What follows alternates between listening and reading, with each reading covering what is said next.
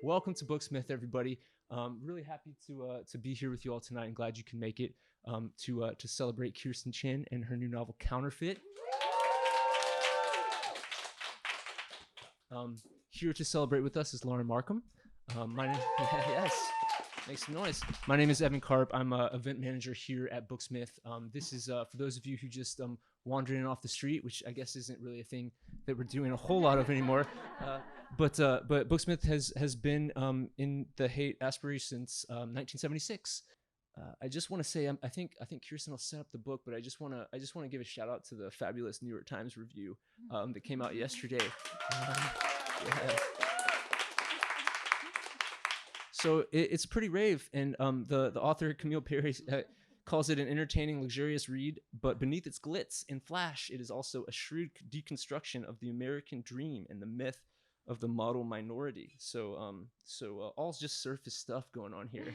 That's it. No, I love this book, and I read it all in 2 days. For those of you who haven't read it yet, you're in for a treat. I'm just going to introduce the authors and get out of the way. Lauren Markham is an author, essayist, and fiction writer whose work has appeared in outlets such as the New York Times, New York Review of Books, Best American Travel Writing, Freeman's, Lit Hub, Guernica, Harper's, and VQR, where she is a contributing editor. Lauren is the author of The Far Away Brothers, Two Young Migrants, and the Making of an American Life, which was awarded the Northern California Book Award, the California Book Award's Silver Medal, and the Ridenhour Prize. We also have copies of The Far Away Brothers at the Register. She spent over 15 years working at the crucial intersection of immigration and education. Thank you for being here tonight, Lauren. And Kirstin Chen, star of the evening, is the author of Soy Sauce for Beginners and Bury What We Cannot Take, both of which we had the pleasure of launching at Booksmith.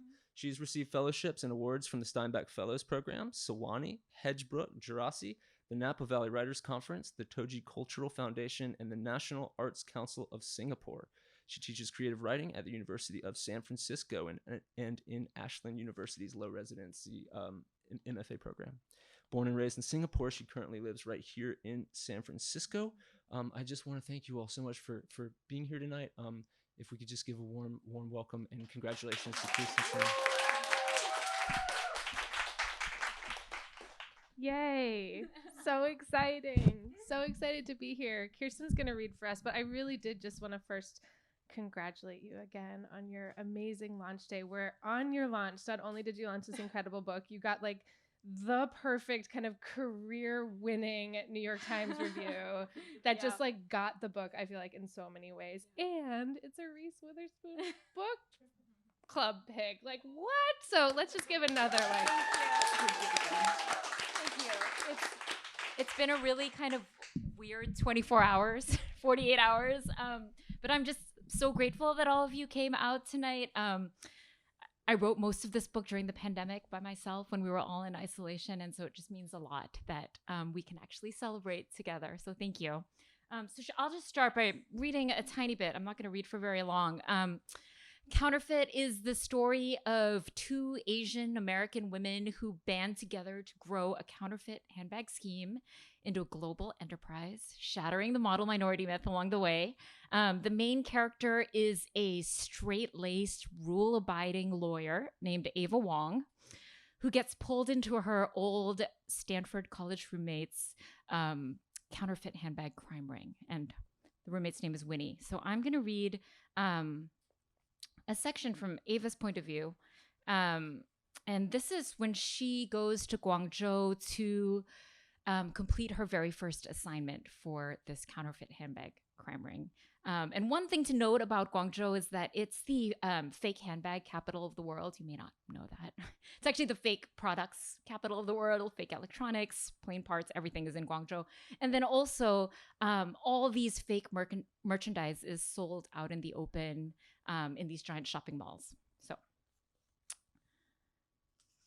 inside the mall, I peered into shop after tiny shop, ogling the handbags crammed onto shelves like grocery cans. These lower-tier stores stocked a hodgepodge of brands, a compilation of the luxury handbag industry's greatest hits. The Gucci Dionysus next to the Fendi Baguette, next to the Louis Vuitton Speedy. The more upscale, higher-priced stores focused on single brands, Celine or Goyard or Issey Miyake's Bao Bao line in every style and color ever dreamed up.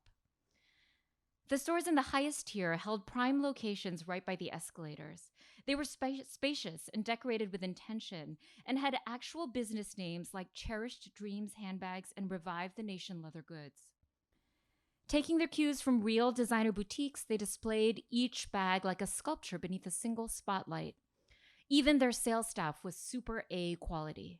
When I asked to take a closer look at a Chanel clutch on a high shelf, a lithe young woman clad in a classic tweed jacket, thigh-high cap-toed boots, and a little newsboy cap adorned with interlocking C's walked me through the replica's many virtues, from the buttery calfskin imported from France to the glistening gold-toned hardware.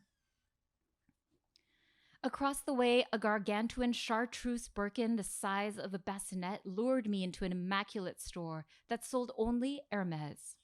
With its opulent Instagram-ready windows featuring random accessories for the haute bourgeois life of leisure, a backgammon set crafted entirely from untreated cowhide, a glossy horse saddle, and matching riding crop, this store would not have been out of place on Madison Avenue or Rue Saint-Honoré. In addition to the sizable handbag section, a corner of the store was devoted to those iconic silk scarves, another to candy-colored enamel jewelry, a third to riotously patterned dishware. I lifted a Kelly bag in a vivid amethyst shade off the shelf and turned it this way and that, as though I knew what to look for. A sales associate dressed all in black except for an emerald and magenta silk triangle draped from her neck told me it was a brand new fall color. It's lovely, I admitted. How much?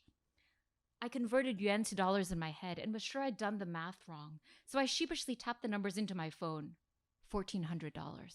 How much did you say? I asked. She repeated the number. It's a good deal. Right, I said. I see. Winnie had said the real thing went for 12 grand, so in a sense, the associate was right.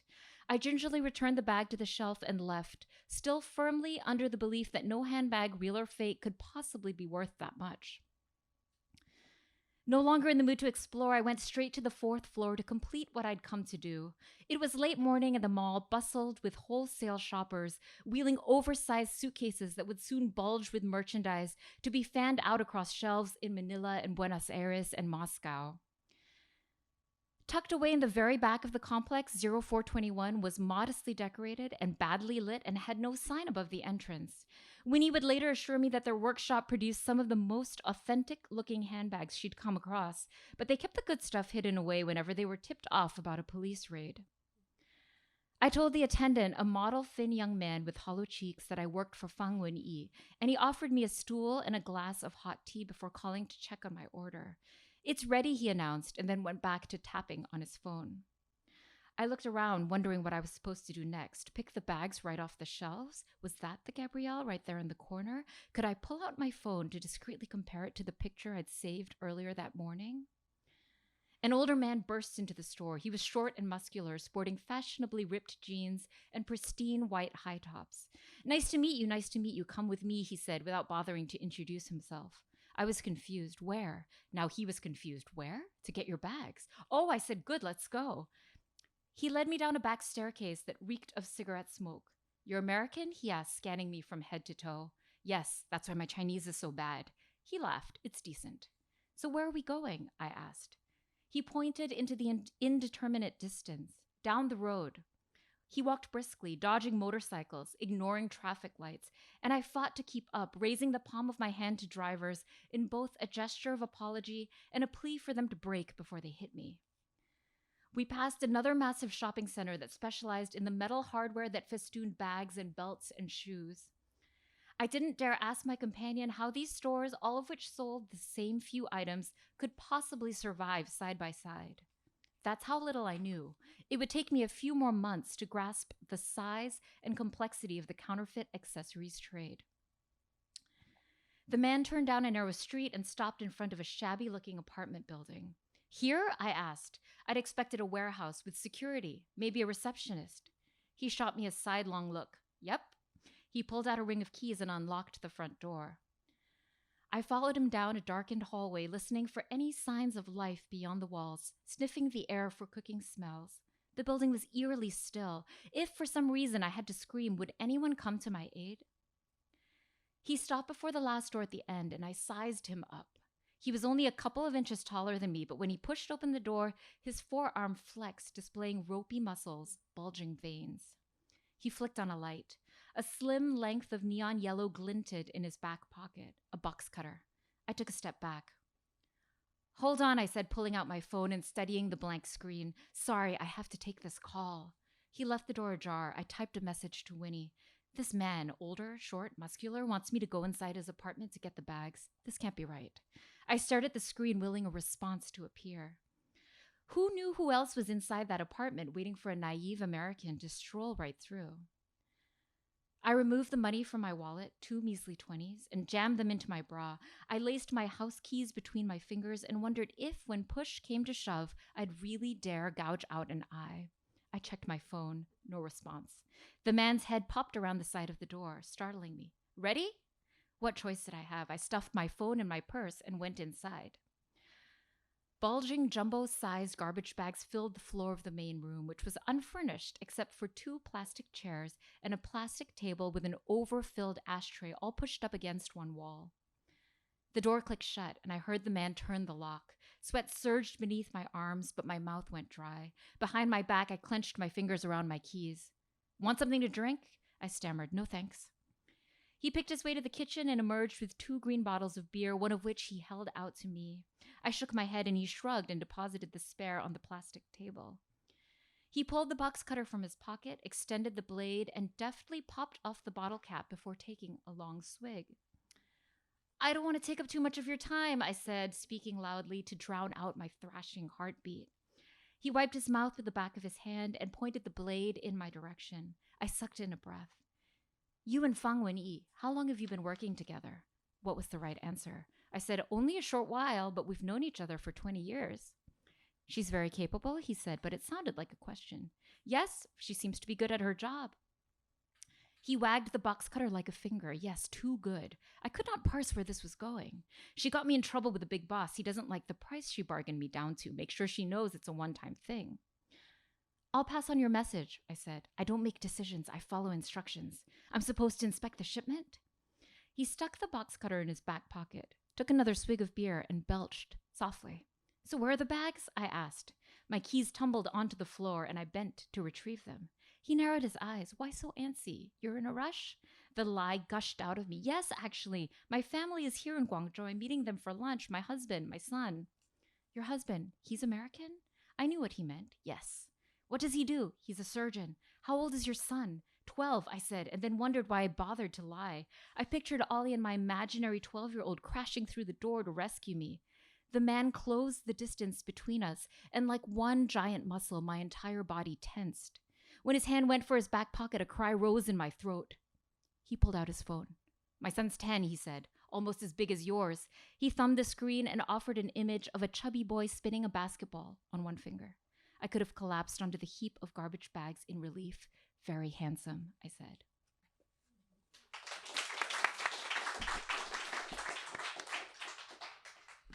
It's so wonderful to hear you read always, and just to hear this book in your voice.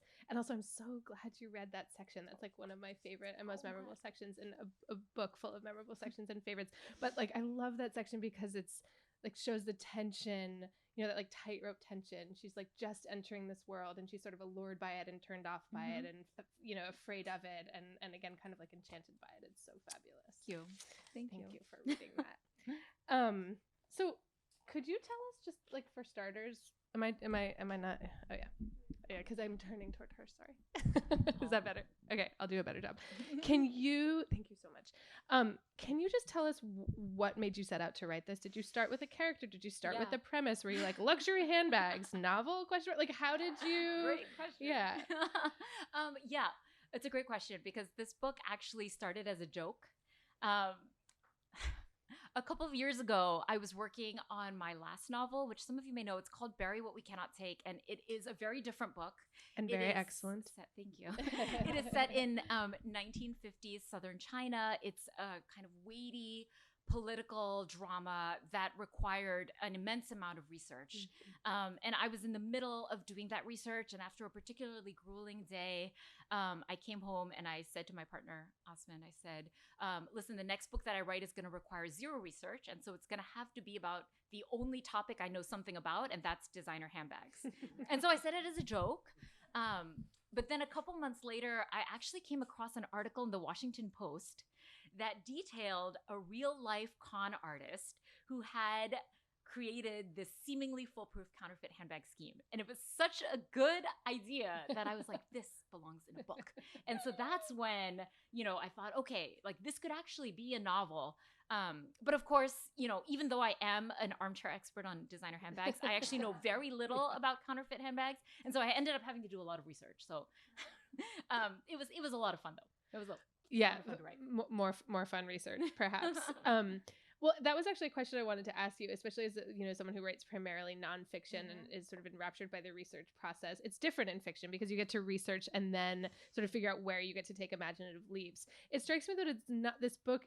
You had to do, I imagine, research not just on the handbag industry, and I definitely want to know what you already knew and like what you found out and how and where you went for all that, but also like you do this really beautiful, like tender writing about the vulnerability of early motherhood. And I know you were not yourself, like yes. Presumably you had to do research about that, and I know research takes all sorts of forms, like not all looking at books, right? So like tell us about your research process in all of these different areas. I will say that unlike you, I've probably never really been enraptured by the research process. I mean, well, I am enraptured by the product of whatever your research is. I enjoy it. I mean, it's one of those things where like the more you learn, the more interesting it becomes, right? Like almost any topic I think is that way.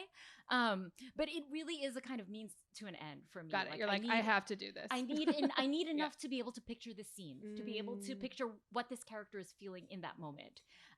So for the handbag research, I was very lucky that I got a research grant just as I finished my first draft of the book. I know the timing, draft of the book. And so I actually went to southern China and I visited the fake handbag markets, which was amazing to see just in terms of this immense scale. I mean, the way you describe it is just that's straight out of that trip. And also the paradox of this illegal product living right out in the open. Like to give you an example of this giant shopping mall, and this detail made it into the book because it was so good. I arrived at this shopping mall in Guangzhou, which is this 5-story, shopping center. There's nothing illicit about it.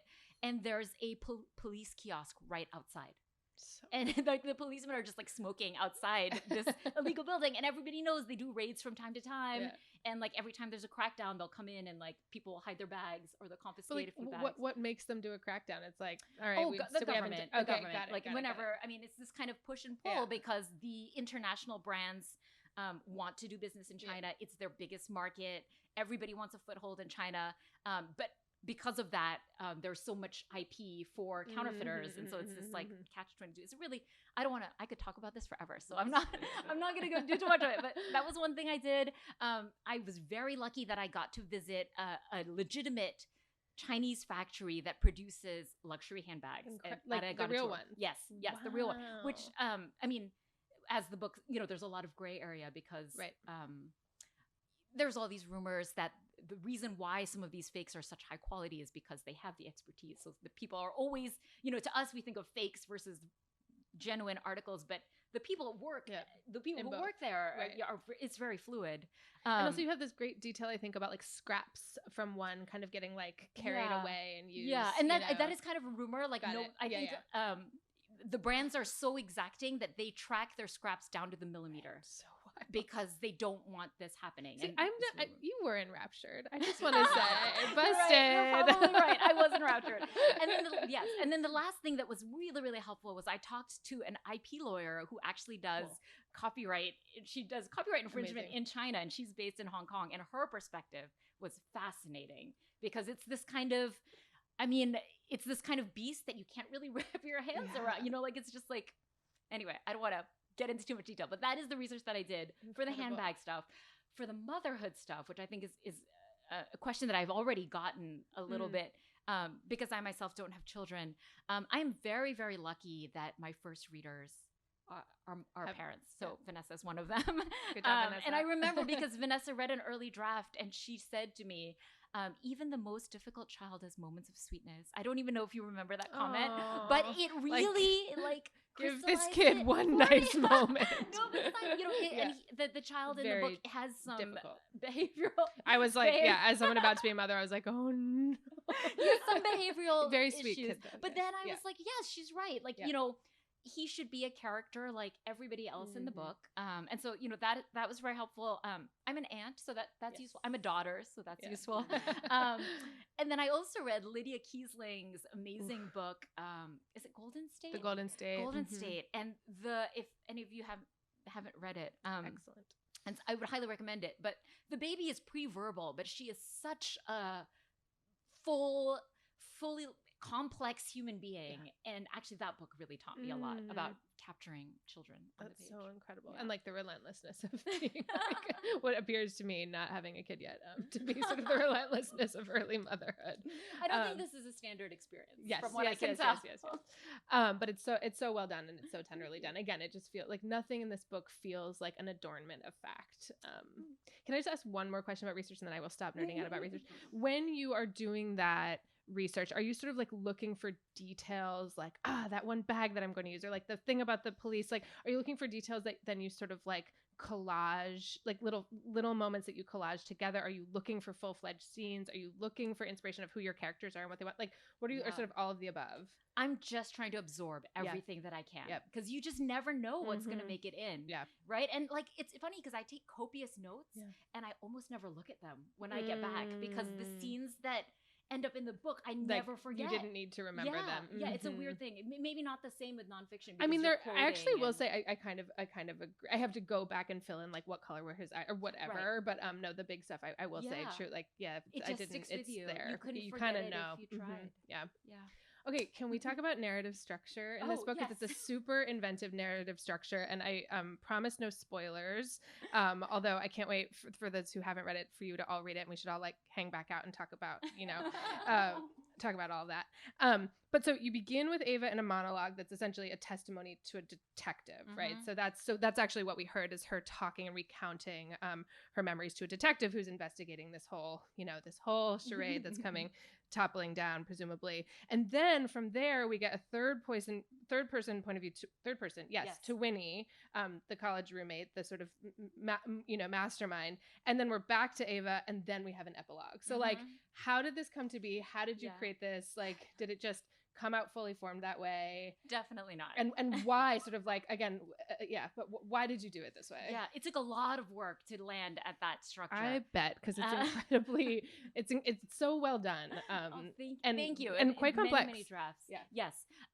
Initially I wanted the entire book to be a confessional, because there's something very elegant about that, and it's very clean. I don't know. I read a lot of French novels, and they're like very like 110 pages. Yeah. The whole thing is a monologue. Yeah. Probably it would definitely not be a Reese pick if I had written that book. So I think I filled it out. But I tried to write the first draft as straight through as a confessional, and the problem is, so every confessional is obviously inherently unreliable, because there's the person confessing has one goal, which is to go free, and I could not tease out the nuances of that. There was no way to show how. When was she embellishing? When was she lying? Not when in was the she first telling person, the truth? right? No, Yeah, impossible. You can't. And so then I realized, okay, this is, I have to bring in a more objective point of view that lays out the truth of the narrative.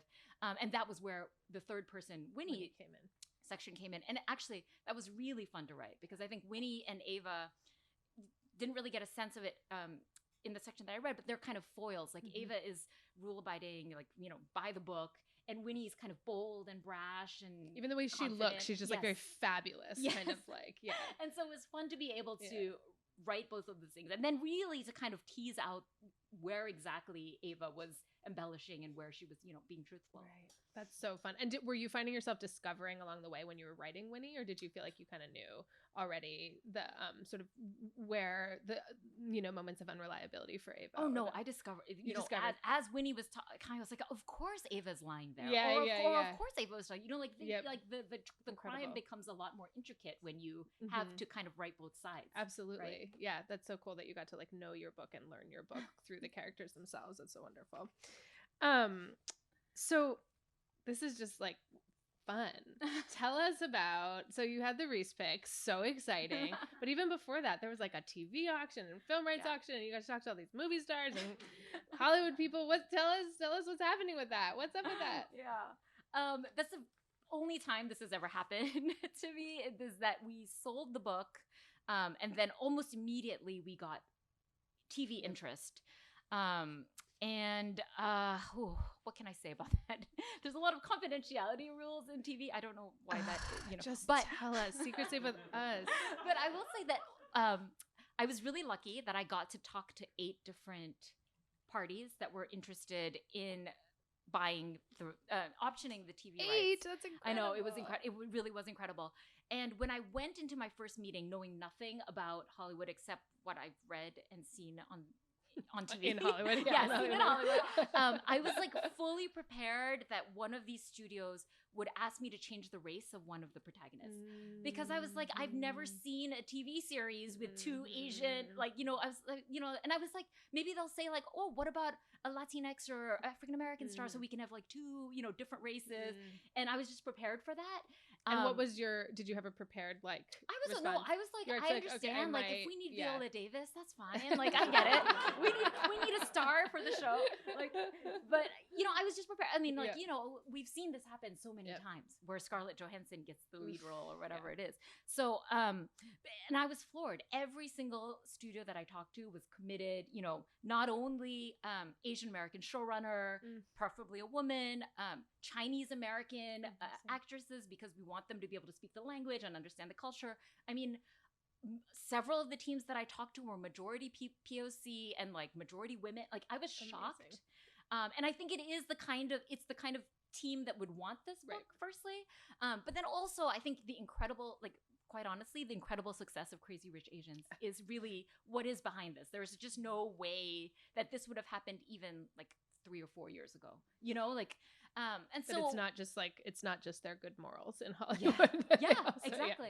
But I mean, it was an incredible privilege to be a part of, and I hope that it's not a blip. I hope that it is an actual change, as opposed to just a trend. I imagine that your book, in like whatever form it becomes, will help reaffirm this hopefully trend. And it's not held up as the thing that ended. No, I really can't picture this being a flop. This is for those who have not read it, this is a total page turner, and something that's just like, it's such a page turner and has that like beautiful liquid prose that we got to hear from you, and it's like really rare to have sort of like a caper that's also beautiful to read. I'm just so impressed. So the New York Times actually touched on this with like, yay reviewer. Yes. And it was brought up in the lovely introduction. But part of what you're interrogating here is the model minority, right? You have these 2 women, one of whom, Ava, who we heard from, is she's an attorney, she's by the book, she did everything, she's like a good wife and a good lawyer and a good kind of like Stanford graduate soldier, right? And then we have Winnie, who sort of tried that route, although has a really interesting backstory of sort of like her attempt to sort of follow conform to the like model minority myth, kind of fell apart in this really like for her catastrophic way, and she manifests really differently. So I wonder if you could talk a little bit about what your hopes were with the model minority kind of myth busting and breaking, and what you were doing there. Yeah, I'm so grateful that the reviewer picked up on that. Just because there's so much other stuff going on in the book. And because it doesn't necessarily announce itself, right? Yeah. Like, even though it's like so important and embedded in the book. I mean, to me, it was always the heart of the book. One of the editors that I talked to described this book as a Trojan horse. Yeah, and, totally. And they were like, it's like about handbags and like a crime. Completely. But, and then you kind of like slip in, and I like that description. But for me, it was always about the heart of the book was always about the model minority myth. I started writing this book in 2017, so right after the election, and I think I was just grappling with my own kind of, what does it mean to be a woman of color? What does it mean to be an Asian American woman in this country? Particularly because I'm from Singapore. And I think that prior to that election, and I'm not proud of this, like I'm ashamed to say that I kind of treated politics as a spectator sport. And it was very easy to kind of watch from a distance and be like, I'm a visitor here. And then it was after that election that kind of, I don't know if it was perversely, but like made me feel more American, because I realized how complicit I was in everything that was happening, and that I had to take responsibility. I couldn't just like going home, but and affected, presumably complicit and affected. Absolutely. Right? And so that was what I was thinking about as I started writing this book. Another detail about the Washington Post article that I brought up as the kind of inspiration for this crime is that the real life con artist was an Asian female preschool teacher. And like, obviously she got away with it for so long because she's the kind of antithesis of what we would expect a criminal to look like. And then the instant she served her sentence, she got deported back to Thailand.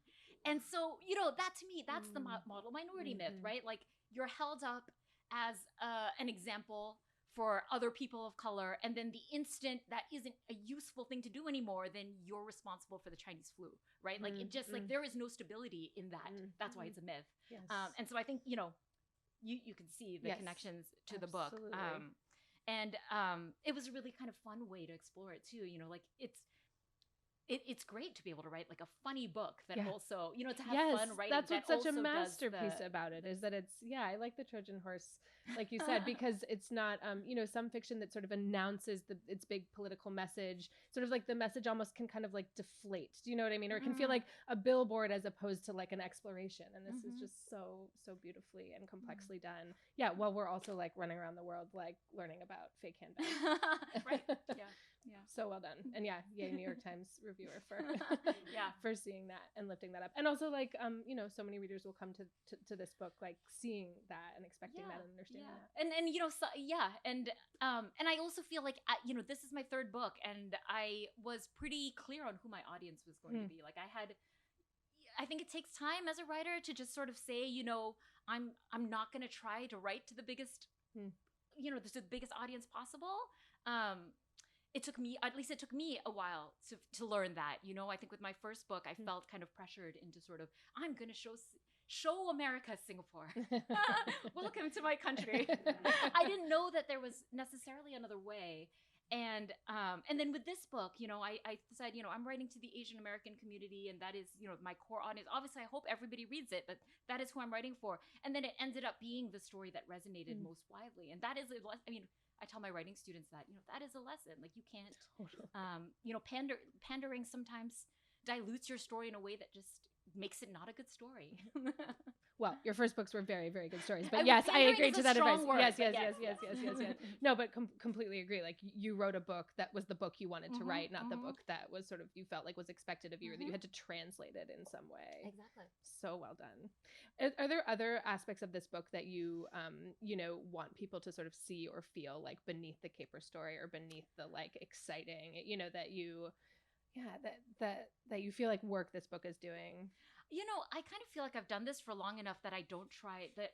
Readers bring all sorts of wild stuff, like things you can't anticipate. Like there's good things and bad things, presumably. It's a fool's errand to try to tell somebody, or to try to guess what people will take from your work. Right. And then I also think that people who are ready to take it will take it, and the people who are not would, even if I kind of wrote a manifesto, they would just put it away. So if somebody reads the book and enjoys it for the caper, that's absolutely fine. Well, yeah, that's the thing. It's like the book leaves your hands, and you're not writing it anymore. It's now in the reader's hands, right? But which is why I think it's so important that you wrote the book that you wanted to write, because you cannot anticipate what people will say. Thank you for writing this book. It's so excellent. There was one fun question we wanted to get to, which was just, do you have any fake designer handbags? Real designer handbags? Tell us about your handbags. I have a lot of handbags. Okay. I did own a fake designer handbag when I was in high school. My family was briefly living in Hong Kong, And my mom and I, like one summer, we took the train across the border to Shenzhen to go. This is something people in Hong Kong did all the time, apparently. And we took the train across the border to this giant shopping mall in Shenzhen. And I bought this, if any of you are my age, this little Louis Vuitton pochette, this dove gray. It was very, patent me, Harriet knows. It was very, very popular at the time. It kind of tarnished and fell apart almost immediately, like in a matter of months, even though it was like a triple A bag. But technology, Triple A meaning top ranked fake. Yes, top ranked fake. But the scale has, I would say in the last decade or so, the technology has improved so much that the current crop of what they call super fakes are virtually indistinguishable. Like you would need a true expert to tell them apart. But I don't now. But like having done the research, I would not buy one today. Just in the same way. Why? I was almost like, should I get one of these? No, and I would not judge anyone for it. It's just in the same way that I try to eat like humanely raised meat and not buy fast fashion. Like I'm trying to be like a responsible consumer, and I know nobody's consistent about this. There's no kind of like. It would be very difficult to be 100% consistent, and I'm nowhere near that point. But just as as someone who's trying to be a conscious consumer, I would rather not. So you weren't on that grant being like, maybe I'll spend some of my grant money on one of these fancy bags. I will not say it didn't cross my mind. The bags were so expensive that I didn't have money for it. I do love that moment where you're like, $1,400. That's a true detail. That's another one of those details that you would never forget. Yeah. So you were asking how much the bag was because you were thinking about it. For research purposes. Yes, absolutely. Thank you so much. Okay, let's take questions.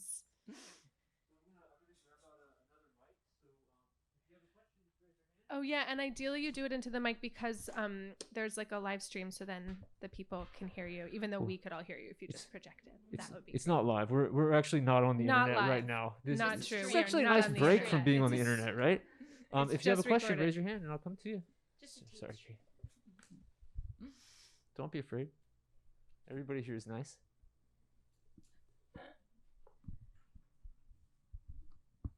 Hi, Kirstin. Hi. Love the book. What for you were, and I know you touched upon this in different ways during your discussion with Lauren, but if you could single out what were your easiest parts of the book to write and what were the hardest, whether it's plot or structure. Yeah.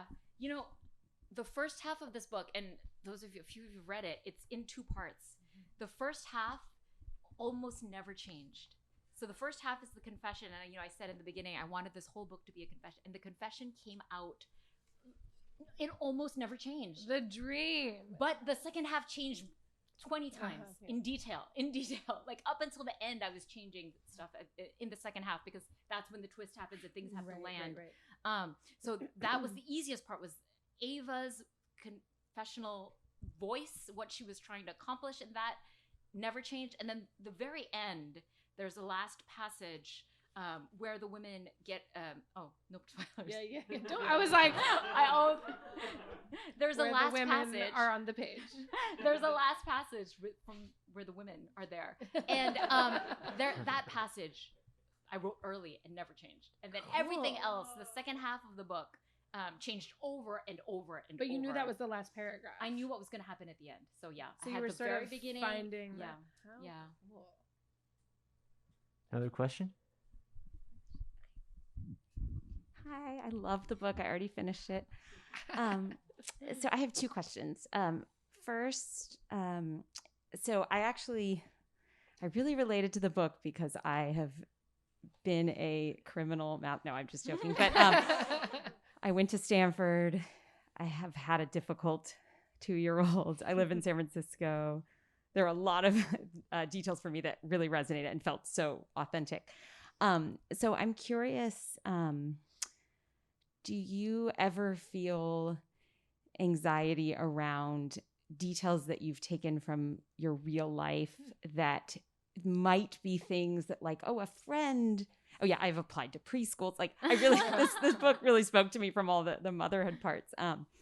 So I'm just curious, do you ever feel stress around, I took that detail kind of from my niece, but Yeah. like this is not a book about my niece. This has nothing to do with her, but Yeah. like I needed a tidbit because I know how my mind works as an author. And I'm just curious if that ever comes up for you or things that you actively try to like change because it might be close to something real in life. Yeah, I don't know if that makes definitely sense. do. But I mean, this is a very, very specific detail, and I think this is fine to say. My nephew was a little bit late to talk. He's bilingual, and he's totally, he's very normal now. He's 6.5 now. But when I started writing the book, he was a little bit delayed, and we were all a little bit worried. And I think Austin remembers this. I said, if this ends up actually being a problem, I'm going to change the detail because it would be too, I mean, even if I said this is fiction, it would be too hurtful. And so I do. And I mean, I think that is one of the beautiful things about fiction is that there very rarely is a detail that I'm so attached to that I can't write the book without it. So yes, it does definitely come to mind. In terms of that's interesting, the things about I mean, I understand why this character is relatable because there is it's a kind of high achieving stereotype. And I also feel like I have a little bit of that in me. And so I think I could own that a little bit more too. Like I have the experience of being seen as a model minority who's following the rules and doing all of that stuff. And so I tap into that, what are the aspects of the character that I feel very, very comfortable owning? And then what are the differences that enable me to imagine more fully? And I think it's both, right? The differences and the similarities that make a character feel real. Like I couldn't write a fictional character in any other way. totally. Thanks. Oh, can I ask a second one? Unless I'm taking the mic. Okay, I'll make it quick, which is just, by the way, I love the book so much. I know I started with that, but it was so good. I didn't expect there to be so many details that I like saw in literally my current life. I only have one designer handbag though. So. But I was curious about that. And how do you feel about your designer handbags now? I mean, I know what you said. I loved hearing, because I mean, the book, it was so visceral and like the materials and the factory and I thought about this world in this way that I mean, just completely opened up for me. And I was curious if you have a different feeling about them or whether you would give in the money, like if you could just buy another one with no problem, like would you again? Do you love them in the same way maybe that you used to? That's a great question because it's interesting because I've only just started having to answer questions about I've always had a deep love of handbags. Always had a deep love of fashion. Right out of college, I worked in fashion. I thought that was what I wanted to do. I didn't know that. Briefly, I was a merchandise planner at Banana Republic. I guess that's not really, I thought it was fashion. I was like, this is my stepping stone to a career in fashion.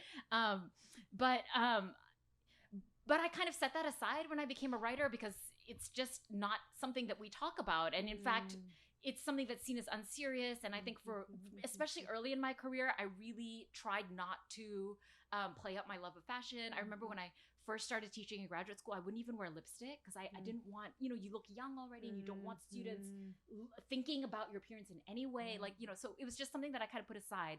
And this is the first time that I'm actually talking kind of more openly about my love of fashion and like having to people ask me to write fashion articles now because of this book. And so it's interesting. I will say that I still really love handbags, but now that I get asked about it, I feel really foolish about it. And so I think I'm, and I don't mean foolish. I just mean I understand I did a podcast interview the other day and the person said, so tell me what's so special about this designer handbag. I said, nothing. There's no reason why, it's status, it's craftsmanship, but I mean, design, but there really is no reason. So the more that I'm actively thinking about it, I think, if you asked me in a couple months, I may have a different answer. Other questions?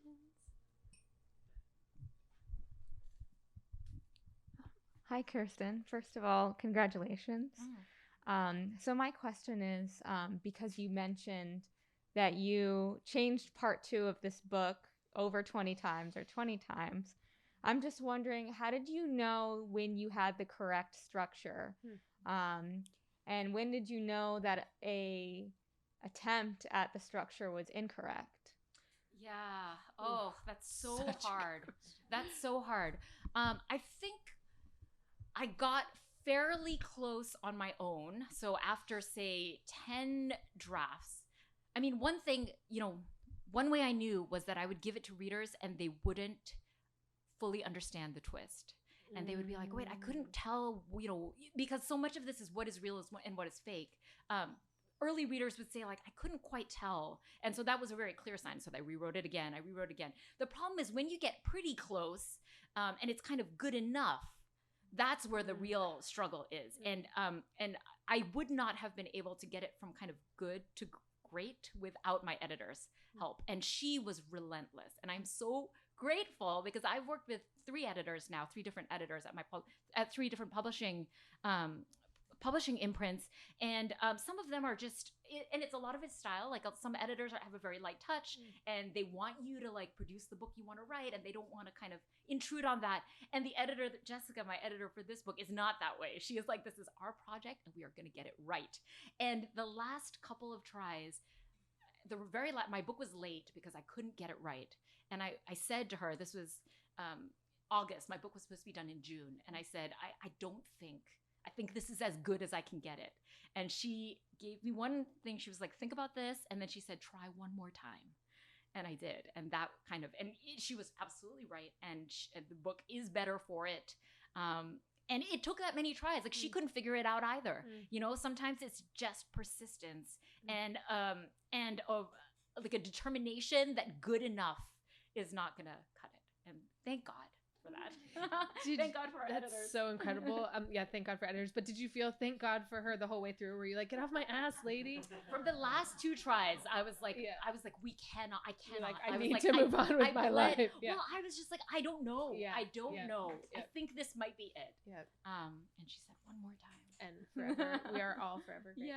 Yeah.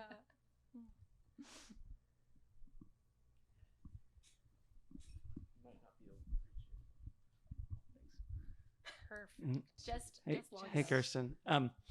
So you touched on this in a couple different ways, but I thought I'd ask to hear a little bit more about. I think the story is an amazing blend of like the big caper and then also the model minority myth told in a more subtle way. And so I'm curious, did you ever think about telling that either more or less, or like how did you know that you found that balance that you were looking for, which is like so amazing? Yeah. I think it's because I was very clear on my audience and I knew that those readers would know exactly what I was doing. And I still think that's just kind of based on like non-rigorous research, just empirical feedback. I think the writers, the readers that I was writing directly to got it. And so then I was never worried because I never felt like, oh, I need to explain. I mean, that really was, that is the freeing thing about knowing exactly who your audience is. And I wish that I had figured that out a little bit sooner. But good. Yeah. Another question? No, let's make some noise for Kirstin Chen, guys. Thank you so